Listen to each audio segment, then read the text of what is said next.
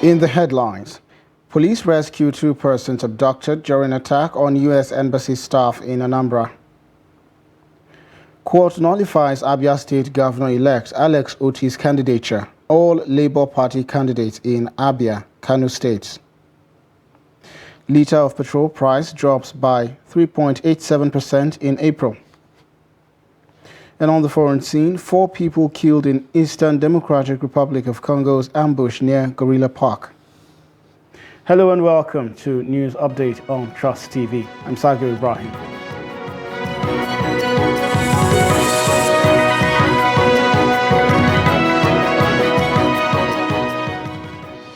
Hello and welcome once again. Public Relations Officer of the Delta Command, DSP Bright Edafe, explained that 2 groups of suspects had been involved in abduction of the rich and poor for ransom in the past 2 months. Edafe reiterated the commitment of the Commissioner of Police, Delta State, Wale Abbas, to smoke out criminals from their hideouts in the state and make Delta State very peaceful for the law-abiding residents. Also, the Zamfara State Command of the Nigeria Security and Civil Defense Corps, NSCDC, says it has intercepted a truck with 70 drums of calcium chloride worth 5.9 million naira, which were taken out of the state to Kano, kidnapped during Tuesday's attack on the U.S. consulate. Apologies there. The commandant of the Corps, Mohammed Bello, disclosed this while briefing journalists in Gusau, the state capital, where he also said that 9 suspects were arrested and have been charged to the Upper Sharia Court for prosecution. The report. According to the commandant of the Nigeria Security and Civil Defense Corps, NSCDC, in Zamfara State, Mohammed Bello, he said 70 drums of the chemical recovered from the suspect by operatives of the Corps along the island area of Gusau Metropolis were donated.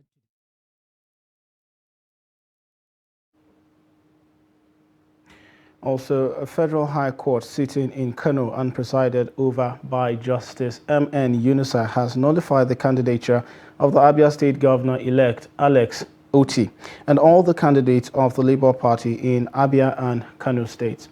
The court ruled that their emergence was not in compliance with the provisions of the 2022 Electoral Act. The court, in a suit filed by Haruna Ibrahim against the Labour Party and the Independent National Electoral Commission, INEC, Justice Haruna ruled that the failure of the Labour Party to submit its membership register to the INEC within 30 days before their primaries renders the process invalid. Trust TV reports that on Wednesday, the Labour Party had accused a breakaway group of the party, led by Acting National Chairman Lamidi Apapa, of approaching a court in Kano State to seek the nullification of the party's recent electoral victories. The Labour Party's Acting National Publicity Secretary, Obiora Ifo, who raised the alarm in a statement, alleged that the suspended National Legal Advisor and a key member of the disgraced Apapa faction, Samuel Akingbade Oyelekan, on Wednesday, while the Presidential Appeal Tribunal was sitting in Abuja with all attention focused on it, clandestinely sneaked out of Abuja to Kano, where he, in collaboration with some members of the other political parties, asked the court to invalidate all the elections won by the Labour Party, particularly the National Assembly in the 36 states and FCT, on the ground that the party didn't submit register of voters to INEC. He added that Akingbade, who presented himself as representing the Labour Party, did not oppose the motion, thus forcing the helpless judge to reverse judgment for Thursday. Ifo went on to ask the judiciary and all law enforcement agencies, including the police and the Department of State Services, the DSS, to note that Akingbade and loyalists of Apapa's faction had ceased to represent the party. Also, the chief spokesperson of Peter Obi, Tanko Yunusa, has said that the Federal High Court judgment nullifying the candidature of Alex Oti, the governor-elect of Abia State, will not stand. Yunusa on Friday explained that the court lacks jurisdiction to hear the electoral matter. However, Yunusa said there is no cause for alarm because the legal team of the Labour Party is already working to appeal the judgment. He said the judgment is the work of the opposition party, noting that the will of Abians will stand. In the March 18 governorship election, Oti polled 175,467 votes to win the election. Also, the presidential candidate of the People's Democratic Party, PDP, in the last election, Atiku Abubakar, has described the Independent National Electoral Commission, INEC, as a meddlesome interloper for joining itself to defend All Progressives Congress presidential candidate Bola Tinubu on the matter of his eligibility for the 2023 elections. The former vice president made the submission through his counsel, Chris Uche, SAN, on Friday at the resumed sitting of the Presidential Election Petition Tribunal. Don Sampson has the details. At the sitting of the tribunal on Wednesday, proceedings were overshadowed by the drama between chieftains of the two factions of the Labour Party. But the main thrust of the tribunal is in court despite the drama on the sidelines of the proceedings.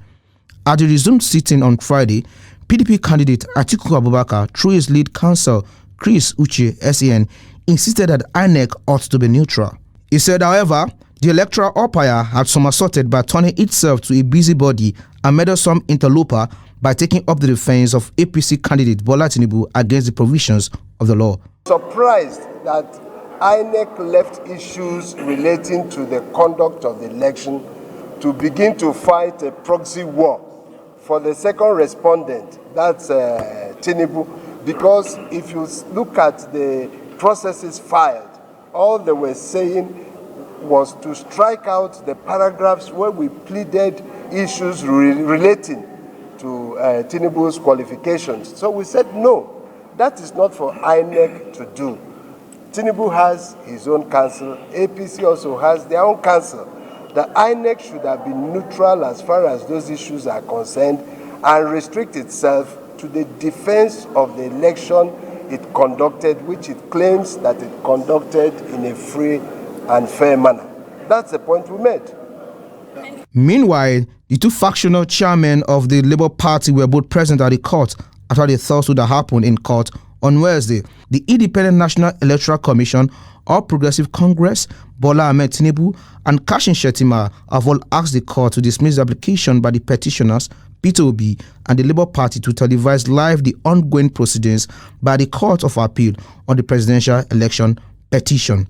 Reacting to the petitioner, Awa Kalu expressed shock over the prayers of INEC to dismiss the petition. Yes, the application has been moved. Praying for an order of court to allow Nigerians to participate in the proceedings. For the simple reason that this is a matter of mighty public importance. All Nigerians want to know and to follow and to understand what happens in court every single day. So that application has been moved. It's been responded to by all the respondents. Chairman of the tribunal, Justice Haruna Simon Simani, reserved ruling on the request until Monday. Meanwhile, pre-hearing will continue on Saturday at 10 a.m. Noel Samson, Trust TV News, Abuja. Also, the coalition of northern groups has reiterated its demand for anti-graft agencies to probe the outgoing officers of President Muhammadu Buhari's administration with a specific focus on the Central Bank of Nigeria CBN Governor Godwin Emefiele. CNG spokesperson Abdulaziz Suleiman emphasized that all pending corruption allegations must be addressed before the handover on May 29th. The CNG also condemned all attempts by forces planning to disrupt the transition and urged comprehensive investigations into corrupt practices across government ministries, departments, agencies, and even the EFCC itself. CNG is also worried about reports that some top officials of the outgoing administration are planning to leave the country ahead of the handover. We demand that security agencies in the country, including all the anti-graft agencies, work in synergy and ensure that all critical office holders in the outgoing administration, such as the Governor of Central Bank of Nigeria, Godwin Emefiele, did not sneak out of the country before May 29th. We demand that when the present administration of President Muhammadu Buhari bows out of office, all key office holders must be asked to clear themselves of all pending corruption and other allegations against them. We insist, in particular, that the CBN governor must be made to give an account of his tenure to the incoming administration. We demand that if any study leave has been approved for Emefiele or any other suspected official, it should be cancelled in the interest of peaceful transfer of power, accountability, and good governance. Women in Benue State have accused political parties of shortchanging them in the 2023 general elections following the near 0% of women that were recorded victories. To make up for that, they are asking the governor-elect to give women more opportunities in appointive positions when sworn in as governor. Jimmy Azandi reports. A cross-section of the women want the governor-elect to give them opportunities to serve since they lost out in the elections. He should put women as his priority. Why? Because if we go about the ratio of percentage of women to men in Benue State that voted him into office, I think he's supposed to consider us and give us some slots to work with him. Because they say where there is no women, I think the success is limited. But once you have women around, then I think progress will and what we want him to do is we want progress work in Benue State. We want him to achieve, and that's what we want him to achieve. We want him to have us in mind and include women in areas that he knows that is key to us to work with him. When I mean work with him, work with him for success, so that Benue State will be a change place, a place that all of us will be proud of, and a place that will say, yes, our father, that father that all of us came out and voted for. Some of the women suggested areas where they expect the governor-elect to demonstrate his gender sensitivity. Benue State has celebrated the coming of Reverend Dr.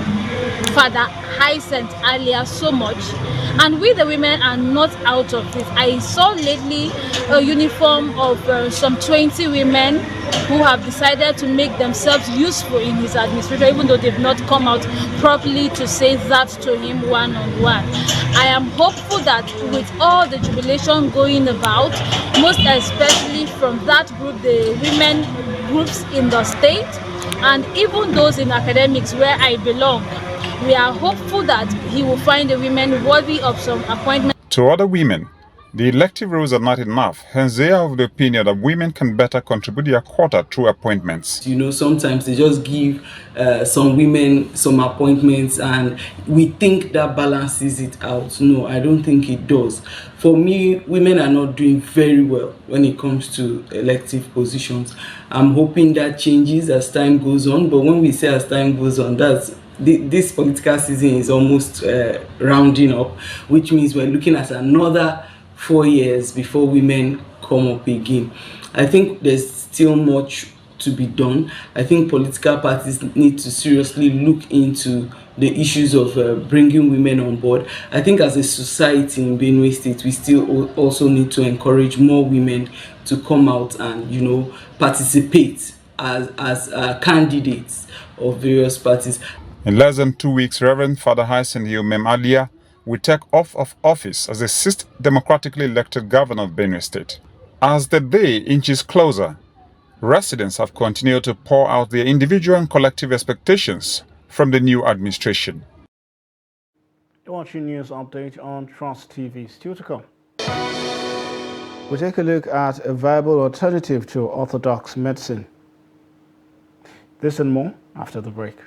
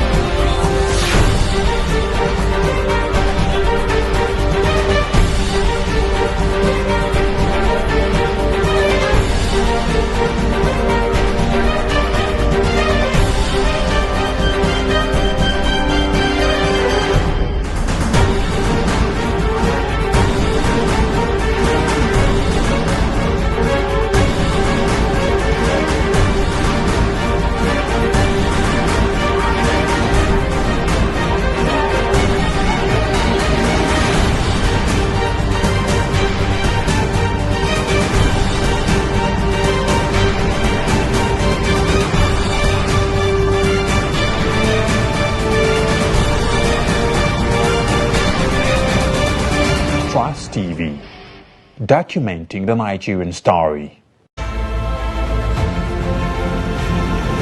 Now, as part of efforts to support Africa's goal of strengthening... Now, looking at the activity chart, as you can see right here, a total volume of 130... Created a Boko Haram crisis that at that time was restricted to Yobe.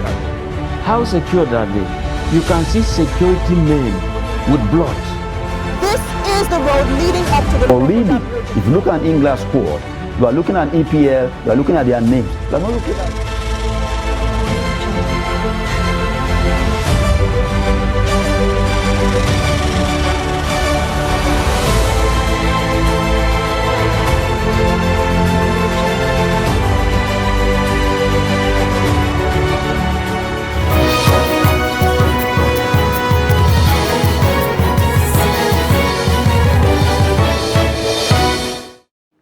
Welcome back. If you're just joining, you're watching News Update on Trust TV. Now a recap of our major stories.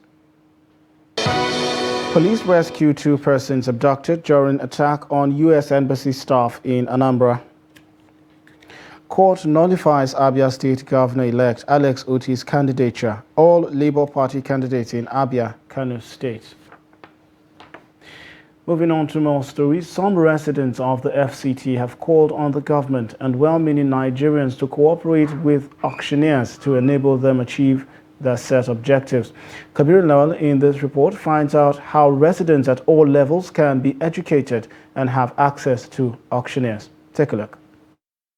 The National Association of Auctioneers President Musa Kura Abubakar expressed readiness to collaborate with other stakeholders to make the association worthwhile, adding that the association will work towards helping to build a strong and sustainable economy. The Nigeria Association of Auctioneers, with its widespread membership across all the geopolitical zones of the country, have continued to reach out and mobilize our teeming population to embrace peace. You have to pay PEMCOM, you have to pay NSITF, you have to pay ITF, and this is what we pay every year. When you finish paying all those ones and you renew all those documents, you now approach the DPP, they will now give you clearance that you should participate in any auction that is taking place. Without that, no ministry or no any agency of the government will recognize you, they will not accept you even if you apply that. Unless all your documents are up to date. The vice president of the association, Aloysius Nwokoro, said the group will always make it a duty to enlighten residents in remote areas on the association's activities. We do create what we call poster adverts, something like this, and we take them to the streets, place them all over. Those who are passing by, who don't have money to buy newspaper, reads them and also joins the auction. And that's why in most cases when we're doing auction, we come there, you see a large crowd, and you'll be asking, where did these people come from? Who invited them? It's because of the way we reach out to the public. A cross-section of people that spoke to Trust TV News said the association still needs to do more to make people have access to them at all times. Government should make auctioning more pronounced in Nigeria by making the platform more open, and as well as using the internet services such as newspaper publications and other means of publications, print medias and the rest of them. The National Association of Auctioneers are not doing badly, at least in terms of promoting the profession, because already they have made a mark by signifying the importance of the profession. But then, of course, there is a need for them, all right, to actually start propagating the association and the profession so that people are able to recognize the importance of auctioning. The Nigerian auctioneers said it is ready to ensure that all national assets auctioned get a better deal while monies realized from sales to get to government coffers. Kabir Lawal, Trust TV News, Abuja. Traditional bone setting has become popular due to rampant accidents in Nigeria, which have resulted in a large number of bone fractures. In addition to road accidents, many domestic accidents on a daily basis also result in bone fractures. Some Nigerians believe that patronizing traditional bone setters is cheaper. Trust TV's Adamuima reports. Nigeria has a high rate of road accident on daily basis, resulted in high number of fractured people, evidently due to high speeding, blatantly breaking traffic rules. On the other hand, domestic and work-related accident is on the high side. These residents of Bauchi represent a large number of people who prefer traditional bone setters to hospitals. Some of them, even if you take these patients to them, they will reject it. They will say, please go to the hospital. Especially when it is a serious fracture with a lot of blood, bleeding and missing. When it is seriously an injury that they cannot heal, they refer you to the hospital. But if it is very simple, normal dislocation or simple fracture, usually they take care of it. Even now, it is readily available. You can go there at night, you can go there. You don't need any long protocol. That is one thing that is making people patronize. Before, they usually operate without technology, but now it's everywhere and it has come to stay. Somebody must be checked thoroughly before allowing them to touch any fracture. Aside of that, people resorted to cheaper traditional bone setting because it's less cost. Sam'an Maman and his brother confirmed they inherited the job and they can set simple fractures as well as shattered bones and rub medicine for quick recovery. We inherited this job hoping to continue like that. Our sons will emulate, and we always try to modernize it. Before we treat people here, we do send them laboratory for x-ray so that we cross-check the fracture while setting the bones proper.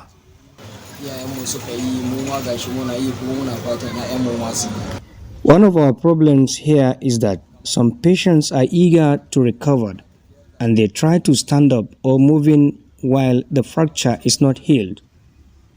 Usually, we give them specific time for healing, and as a result of that, they end up without getting good results as far as their fracture is concerned. So it's a big challenge to us.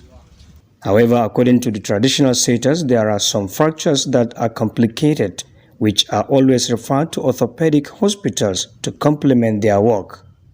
Adam Imam, Trust TV News, Bauchi. To other news now, the National Bureau of Statistics, NBS, says the average retail price of a litre of petrol witnessed a drop from 264.29 naira in March to 254.06 naira in April 2023. This is according to the NBS Petrol Price Watch released in Abuja on Friday. It stated that the April 2023 price of 254.06 naira represented a 3.87% decrease over the price of 264.29 naira recorded in March 2023. However, the average retail price of a litre of petrol increased on a year-on-year basis from 172.61 naira recorded in April 2022 to 254.06 naira in April 2023. It stated that the April 2023 price of 254 naira represented a 47.18% increase over the price of 172.61 naira recorded in April 2022. And in sports, on the foreign scenes rather, assailants killed 3 rangers and another member of their convoy in an ambush in the volatile east of the Democratic Republic of Congo. The attackers struck as the convoy, escorted by ICCN rangers, left Kivandaya village near Virunga National Park, which is home to half of the global population of endangered mountain gorillas and the scene of frequent militia attacks. The 4th victim was one of the technical workers implementing a project to support communities around Virunga. A further 6 people were wounded. Virunga has been caught in the middle of militia activity that has destabilized the surrounding South Kivu province since civil wars were fought around the turn of the century. The ICCN warned of a resurgence of violence in February after suspected Mai Mai militants attacked a ranger position in Virunga, killing 1 person and injuring 2. The Eastern Democratic Republic of Congo has been plagued by fighting by at least 122 rebel groups, according to a recent count by the United Nations, for more than 25 years. And in sports now, the Confederation of African Football, CAF, has confirmed Côte d'Ivoire as the host for 2023 CAF Women's Champions League on Thursday. The announcement was made after CAF Executive Committee meeting in Algiers as Moroccan Football Federation withdrew from its bidding race to reclaim the hosting rights, paving ways for the Ivorians. President of Royal Moroccan Football Federation, Fawzi Lekja, confirmed the withdrawal of the North African country from hosting the event. The development is significant as it will ensure that the next finals, which will actually take place outside the North Africa nation for the first time in its history is in 2023, will also be held in the West African nation for the first. With Côte d'Ivoire set to host the upcoming 34th edition of the Africa Cup of Nations, the West African country will see the women's club competition as a huge platform to prepare for the men's biggest showpiece. Also, Formula One says it will donate €1 million to a relief fund for the Emilia-Romagna flooding disaster. This weekend's Grand Prix at Imola in northeastern Italy was cancelled after heavy rain caused fatalities and displaced thousands from their homes. The money will be used by the Emilia-Romagna Region's Agency for Territorial Safety and Civil Protection. F1 has also arranged for food that would have been used in hospitality to be distributed to those in need. It has been donated to a group organizing food banks and distribution for those affected by the floods. F1's move comes a day after Ferrari, whose Maranello factory is in Emilia-Romagna, was donating the same amount to disaster relief. F1 President and Chief Executive Stefano Domenicali, who is from Imola, described the event in the region as a tragedy. And with that, we've come to the end of News Update at this hour. Do well to follow us across all of our media platforms. I'm Sakir Ibrahim. Thanks for watching.